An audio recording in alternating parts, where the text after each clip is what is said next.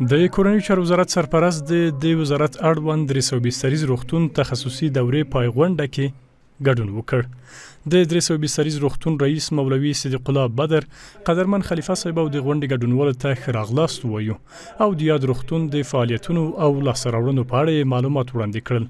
ښاغلي بدر زیاته کړه چې په دې تخصصي دوره کې 21 تنو تخصصي زده کړې ترسره او له دې وروسته به د دې روغتون په بیلابیلو برخو کې هیوادوالو ته د خدمت جوګه شي.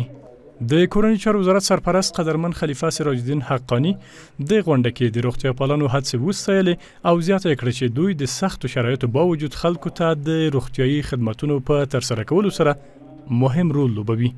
ښاغلي حقانی وویل تر دې وړاندې د هیواد په روغتیايي برخه کې بې باوري حاکمه وه، خو اوس د 320 روغتون له پرمختللو تجهیزاتو، متخصصینو او عمومي روغتیايي سکتور د پیاوړتیا له برکته دا باور بیرته راژوندی شوی دی.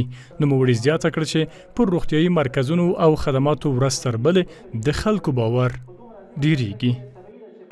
سره د نه چې په سختو مرحلو سختو حالاتو کې تاسو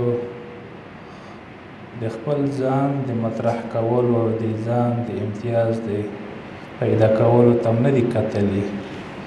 د یو بشریت انسانیت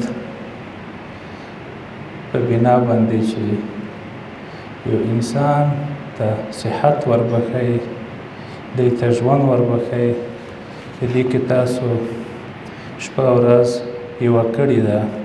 تاسو د ډېر ستایلو د تقدیرولو وړ یې. هغه شرایط امکانات ډېره زیات پوره چې موږ دلته په سیاست بستر کې وینو چې ډېر دلته هغه امکانات لله الحمد موجود دي او د دې سره باوجود بیا د خلکو هغه اطمینان، تسلیت د یوازې زموږ د 320 روغتون نه دلته په مجموع کې ټول زموږ تاسو صحي ادارې چې دي هغه داسې دي چې د نورې دنیا په لحاظ سره دلته عملا دوی ډېره تجربه لري. د دولت او د خپلو منصبینو ترمنځ د یو ښه مدیریت رامنځته کول چې موږ ولس ته داسې خدمت وکوي چې د ولس قناعت موږ حاصلولی شو چې د ولس سره د تاسو په رسمي وخت خدماتو کې نفس چې دومره کېږي چې یو ښه غوږ ورته نیولی کېږي د تشخیص په وخت کې، د کتلو په وخت کې دومره دوی ته دوا او درمن دومره ګټه نه رسوي لکه یو ښه غوږ چې ورته وایي ما د ډاکټر صاحب ښه غوږ ونیو، ډېره ښه مشوره یې راته وکړه. دا خبره کوي په دې چې د موږ افغانستان چې دی د ډېرې جنګو د مشکلاتو له وجې په ناروغۍ مریضۍ باندې داسې هغه شوی دی چې اوس یو تسلي غواړي، یو ښه اطمینان غواړي. خلیفه صاحب روغتیايي خدمتونه د انسانانو د دردونو آرامولو او سوکاله ژوند ته د زمینې برابرولو یو ستر او ثوابي کار وباله او روغتیايي کارکوونکي له دې امله خوش قسمته وبلل.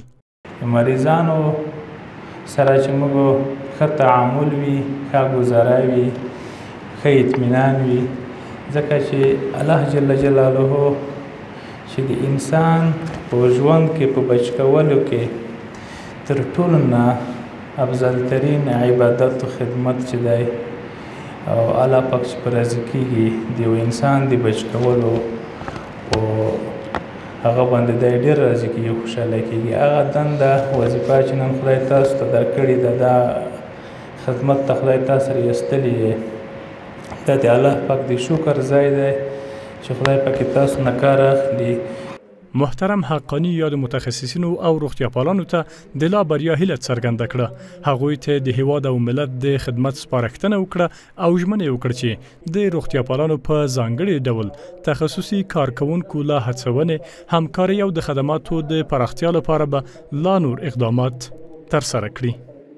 په دې کې بیا هم د دې په خاطر باندې چې په تاسو د مسلک په لحاظ باندې موږ به کوشش داسې کوي چې کوم امکانات موږ تاسو ته مهیا کولی شي، برابرولی شي، د تاسو ارتقا د ظرفیتونو که دلته کېږي که په خارج کې کېږي موږ به کوشش ترسره کوي.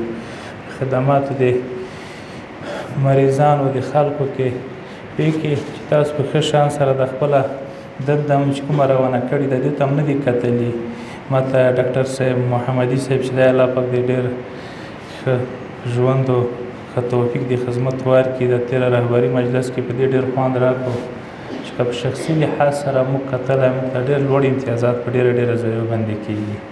موږ ته خدمت مهم دی او په دې خدمت کې هغه شرایط امکانات چې ډېر په اسانه موږ لاسته کولی شو په دې باید اول موږ خپله قناعت ولرو او بیا بل ته هم ښه قناعت ورکولی شو. او په دې برخه کې مو غرض دغه دی چې نوي فارغینو وروڼو ته چې الله پاک تاسو ته دغه افتخار در وبخو او د خپل خدمت ته چې تاسو توجه ښه وکوئ د خدمت سره به انشاءالله تاسو شخصیت نور هم لوړ کېږي. خدای به نوره تاسو ته ارتقا درکړي. موږ تاسو په خدمت کې ولاړ یو او دغه شان دی او د تاسو ستړیا او د تاسو تکلیف درته محسوسیږي. دغه راز خلیفه صاحب د یاد روغتون رهبري مجلس له غړو سره وکتل او پر روغتیایي برخه کې د یاد روغتون ستونزې واورېدې.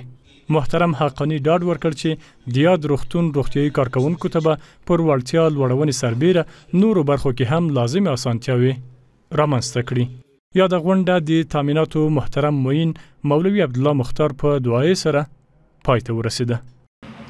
الحمدلله رب العالمین والصلاة والسلام على سيد الأنبياء والمرسلين محمد وعلى آله وصحبه أجمعين. اللهم اجعل جمعنا هذا جمعا مغفورا وسعينا مشكورا.